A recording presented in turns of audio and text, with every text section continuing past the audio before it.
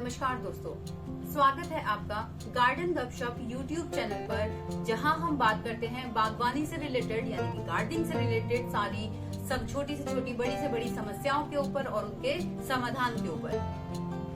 अगर आप गार्डनिंग के शौकीन हैं और आपने अभी गार्डनिंग शुरुआत की है गार्डनिंग की, तो गार्डनर्स को स्टार्टिंग में क्या क्या इश्यूज आते हैं इस वीडियो में मैं आज आपके साथ शेयर करने वाली हूँ।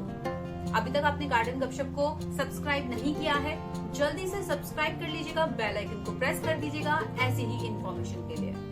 अगर आप गार्डन गपशप को सब्सक्राइब नहीं करोगे, बेल आइकन प्रेस नहीं करोगे, तो आप ऐसी ही इंटरेस्टिंग इंफॉर्मेशन को मिस कर दोगे। शुरुआत करते हैं अपने वीडियो की। सबसे पहले प्रॉब्लम आती है पौधों के चुनाव की, यानी कि जैसे ही हमने गार्डनिंग शुरू की, अभी हमारा शौक था, हमने पूरा करने के लिए बहुत सारे पौधे घर में लेके आ गए, लेकिन हमें अपने पौधों के बारे में बेसिक इन्फॉर्मेशन ही नहीं है।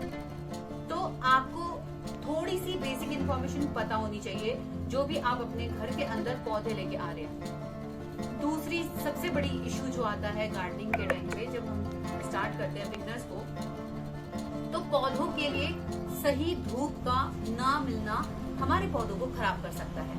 तो ध्यान रखिए, आपको ये ध्यान देना पड़ेगा कि कौन से ऐसे पौधे हैं जिन्हें धूप बहुत पसंद है और कौन से ऐसे पौधे हैं जिन्हें धूप बिल्कुल भी पसंद नहीं है, जो कि छांव में रहना पसंद करते हैं। तो हमें इस चीज का सबसे इम्पोर्टेंट हमें ध्यान रखना पड़ेगा। तीसरा जो सबसे इश्यू आता है, जो हमारे न्यू गार्डनर्स होते हैं, उनको सबसे बड़ा इश्यू आता है पानी के लिए।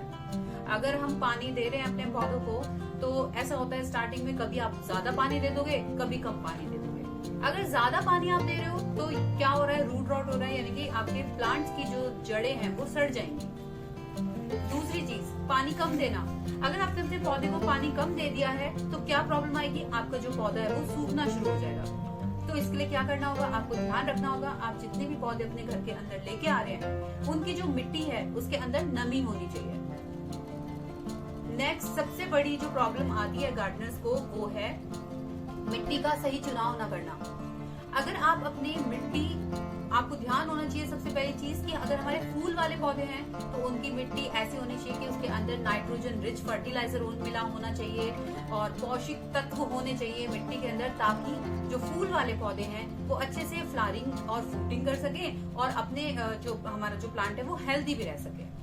अगर वहीं मैं कैक्टस की बात करूं, या फिर मैं अपने सक्लेंट्स की बात करूं, या फिर मैं अपने ऐसे डेलिकेट प्लांट्स की बात करूं जो कि मतलब बहुत ज्यादा सॉफ्ट होते हैं, जिनको ज्यादा पानी नहीं चाहिए होता, तो उनकी मिट्टी के लिए आपको क्या करना होगा, आप लूज जरूर कर सकते हैं। मतलब अपनी जो मिट्टी आप बना रहे हैं, सॉइल कंपोजिशन जो बना रहे हैं, वो उसकी जो मिट्टी है वो कैसी होनी चाहिए, लूज होनी चाहिए। उसके अंदर अगर पानी ठहरा तो आपके कैक्टस, सक्लेंट्स या डेलिकेट जैसे जो पौधे हैं वो बहुत जल्दी से खराब हो जाएंगे ओवर वाटरिंग की वजह से, क्योंकि मिट्टी के अंदर पानी अगर एब्जॉर्ब होके बॉटम होल जो हमारा प्लांटर होता है या जो हमारा पॉट होता है उसमें से अगर रिलीज नहीं होगा एक्स्ट्रा वाटर, तो आपका जो प्लांट है वो खराब हो जाएगा। सबसे मेजर इम्पोर्टेंट जो प्रॉब्लम आती है गार्डनर्स को स्टार्टिंग में अपनी गार्डनिंग को स्टार्ट करते टाइम, वो है कीटनाशक।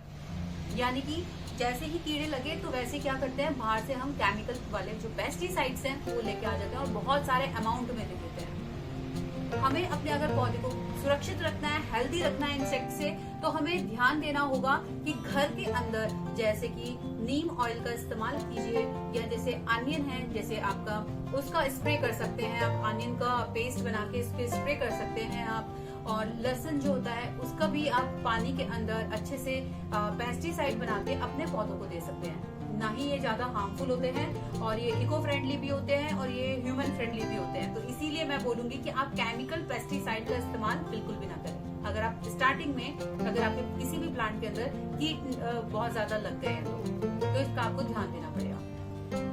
अब आपको मैंने इतनी सारी प्रॉब्लम्स बताई है, मेजर तो सबसे इम्पोर्टेंट तो यही होगा कि आपको पेशेंस बना के रखना पड़ेगा। बहुत सारे मैंने ऐसे न्यूली मतलब गार्डनर्स देखे हैं जो ये चाहते हैं कि भाई हम प्लांट लेके आए हैं, जल्दी जल्दी जल्दी से ग्रोथ करना शुरू कर दें। तो देखिए ऐसा कभी भी नहीं होगा। आप चाहे कितनी ही फर्टिलाइजर, ऐसे में करते क्या है, ज्यादा जल्दी ग्रोथ के लिए प्लांट्स को ज्यादा फर्टिलाइज करना शुरू कर देते हैं। तो आप ये चीज ध्यान रखिए, ओवर फर्टिलाइज करने से भी आप अपने पौधे को नुकसान पहुंचा रहे हैं, उसकी जो सॉइल है उसकी पीएच लेवल को डिस्टर्ब कर रहे हैं। तो ये ध्यान रखिएगा कि पेशेंस बहुत इंपॉर्टेंट है। पेशेंस ही एक तरीके से आप बोल सकते हैं, पेशेंस का जो प्रोसेस है ना पूरा, इसी को ही हम गार्डनिंग बोलते हैं। तो आप जितने भी प्लांट्स ला रहे हैं तो ध्यान रखिए, एक हर चीज के लिए लाइट एक साइकिल मेंटेन कीजिए, पानी की एक साइकिल मेंटेन कीजिए, फर्टिलाइजर के लिए एक साइकिल को मेंटेन करके रखिए। ऐसा ना हो कि आप बहुत जल्दी अपने प्लांट्स को फर्टिलाइज कर रहे हैं। ध्यान रखिए, जब आप स्टार्टिंग में मिट्टी लेके आते हैं तो मिट्टी के अंदर आप अगर कंपोस्ट को मिला रहे हैं या आप फर्टिलाइजर ऑलरेडी मिला रहे हैं तो जरूरत नहीं है कि एक महीने तक कि आपको दोबारा उसको फर्टिलाइज करना है, क्योंकि सॉइल कंपोजिशन आप जैसा बनाएंगे वैसा ही आपका जो प्लांट है चलेगा, वैसे ही ग्रोथ। तो मैं आशा करती हूँ कि आपको मेरा ये सारे टिप्स पसंद आए होंगे। आप इनको जरूर इम्प्लीमेंट कीजिएगा। अगर आप न्यूली गार्डनर हैं और आपने अभी गार्डनिंग स्टार्ट की है तो मैं बोलूंगी इन सारे टिप्स को आप यूज करके अपने गार्डनिंग के एक्सपीरियंस को और भी ज्यादा अच्छा बना सकते हैं। ऐसी ही इंफॉर्मेशन के लिए गार्डन गपशप को सब्सक्राइब कीजिएगा, बेल आइकन को प्रेस कर दीजिएगा, और अगर इंफॉर्मेशन अच्छी लगी है फैमिली फ्रेंड्स के साथ शेयर कीजिएगा। थैंक्स बटन के थ्रू भी आप अपने इस यूट्यूब चैनल गार्डन गपशप को सपोर्ट कर सकते हैं। Happy gardening. फिर मिलते हैं जल्दी से नेक्स्ट वीडियो।